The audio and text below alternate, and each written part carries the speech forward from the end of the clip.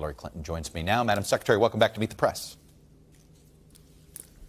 Thanks very much, Chuck. Good to be with you. I want to pick up on, I know you were listening to the interview with Masha Gessen. I want to pick up on Masha's last point there, which seemed to imply that no matter when we've confronted Putin, and I could go back really all the way to when he came into power, it seems as if we've always come up a bit short.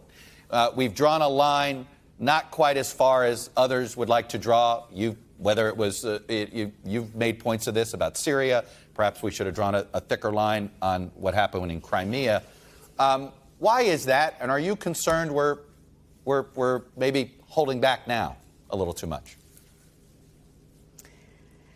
Well, no. Now I think we are really looking at this with our eyes wide open and seeing very clearly the threat that he poses, not just to Ukraine, as we can watch every night on our news, but really to Europe, to democracy and the global stability that we thought we were building in the last 20 years.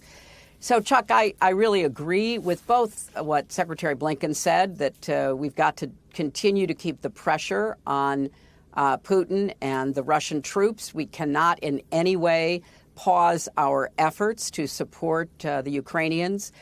And I agree with Masha that we have to double down.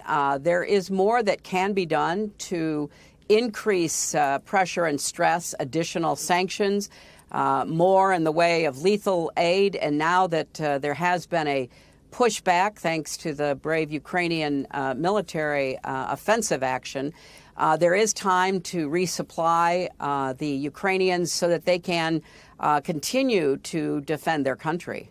You heard Secretary Blinken essentially say, look, sanctions relief could happen. It all depends on the behavior of Russia. Can we really live in a world where Putin's let back into the New World Order? Well, that's not what I heard him say. What I heard him say was that really we are going to support the Ukrainians, the people and the government of Ukraine, as they try to figure out what for them is the best way forward.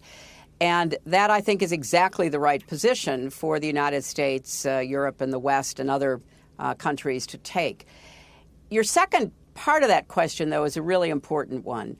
I would not allow Russia back into the organizations that it has been a part of. I think there's an upcoming G20 event later in the year. I would not permit Russia to attend. And if they insisted on literally showing up, I would hope there would be a significant, if not total, boycott.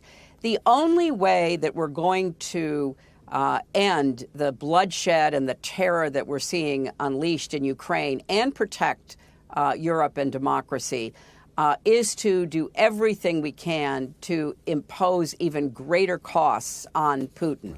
There are more banks that can be sanctioned and taken out of the so-called SWIFT relationship. There is an increasing call for doing more on gas and oil. Now, obviously, some of our strongest allies in Europe are desperately trying to get out from under their dependence upon Russian energy. We need to expedite, and I know the administration has been doing that, looking at more deliveries of liquefied natural gas, for instance. So I think now is the time to double down on the pressure.